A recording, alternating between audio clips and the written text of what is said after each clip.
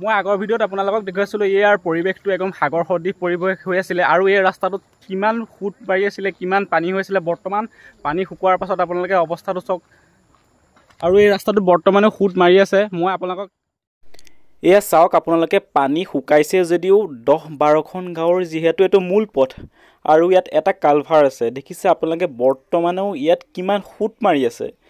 ইয়াৰ মূল সমস্যাটো হ'ল যে যাতায়াত। দেখিছে আপোনালোকে মানুহে কেনেদৰে পাৰ হৈ যাব এই ৰাস্তাটোদি বা এই কালভাৰটোৰ ওপৰেদি। দেখিছে আপোনালোকে যদিহে এটা ইমাৰ্জেঞ্চি পেচেণ্ট নিবলগীয়া হয়, দেখিছে আপোনালোকে কিমান সমস্যা হ'ব তেওঁলোকৰ।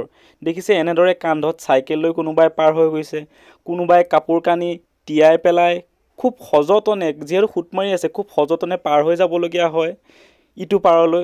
তেওঁলোকে এটা ডাঙৰ সমস্যাত বৰ্তমান ভুগি আছে। দেখিছে আপোনালোকে পানী শুকোৱা এসপ্তাহমানেই হ'ল, কিন্তু এতিয়ালৈকে ইয়াত সোঁত মাৰি আছে। হয়তো আৰু বহুত 10-12 দিনলৈ এনেদৰে ইয়াত পানী থাকিব। গতিকে এইটো এটা মূল সমস্যা এই 10-12খন গাঁৱৰ ৰাইজৰ কাৰণে। দেখিছে আপোনালোকে কিমান কষ্ট হৈছে তেওঁলোকৰ, কিমান কষ্টত তেওঁলোকে ইপাৰৰ পৰা সিপাৰলৈ যাবলগীয়া হৈছে। এজন যুৱক দেখিছে বৰ্তমান যেতিয়া বানপানী হৈ আছিলে আপোনালোকৰ পৰিৱেশটো দেখুৱাইছিলোঁ আৰু এওঁলোকৰ গাঁও সম্পূৰ্ণৰূপে ডুব গৈছিলে। তেওঁক সুধিম বৰ্তমান তেওঁলোকৰ গাঁৱৰ অৱস্থা কেনেকুৱা হৈ আছে কওকচোন। এতিয়া পানী যোৱাৰ পাছত পানী সম্পূৰ্ণৰূপে শুকালেনে? নাই পানী ক'ত শুকাবনো, ব্ৰহ্মপুত্ৰৰ পানী আৰু এতিয়া বাঢ়িয়ে আছে বুলি কৈছে। হয় হয়, এতিয়া আৰু আছোঁ আৰু পানীৰ মাজতে।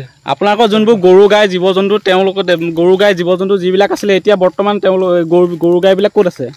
গৰু গাইবিলাক এতিয়া বৰ্তমান ঘৰতে আছে বুলি ক'ব লাগিব। অকণমান মানে ঠাই আছিলে, হয় হয়, বাম ঠাইত, হয় হয়, তাতে আৰু ৰাইজে আৰু তাতে ৰাখিছে আৰু। হয়, যথেষ্ট কষ্ট হৈছে তেওঁলোকৰ, তেওঁ কৈছে। হয় হয় হয়, যথেষ্ট ক'বলৈ ভাষা নাই। আৰু এই যাতায়াতটো যে আপোনালোকে ইমান যিহেতু এইটো মূল পথ, আপোনালোকে দেখিছে, আপোনালোকে দেখাইছিলোঁ মূল পথটো বৰ্তমান অৱস্থা এনেকুৱা হৈছে তেওঁলোকে যাবলৈ অসুবিধা হৈ আছে। আৰু তাৰ ওপৰত কি ক'ব আপুনি? তাৰ ওপৰত আৰু কি ক'ম ন, আৰু এতিয়া চৰকাৰে যদি দৃষ্টিগোচৰ হয়, সোনকালে ধৰক দলং এখন ইয়াত হোৱা হয়, তেতিয়া ৰাইজৰ কাৰণে হ'ব আৰু যাতায়াতৰ কাৰণেও হ'ব ভাল।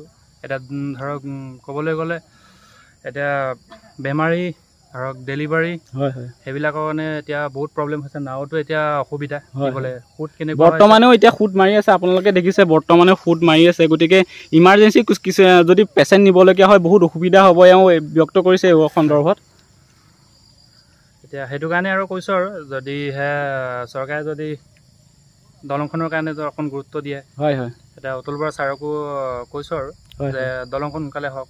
হয়, সেইটো দেখিছে আপোনালোকে এই পথটোৱে হ'ল মূল পথ। 10-12খন গাঁৱৰ এইটো এটা মূল পথ আৰু যেতিয়া পানী বাঢ়ি আহিছিলে মই আপোনালোকক দেখুৱাইছিলোঁ পৰিৱেশটো।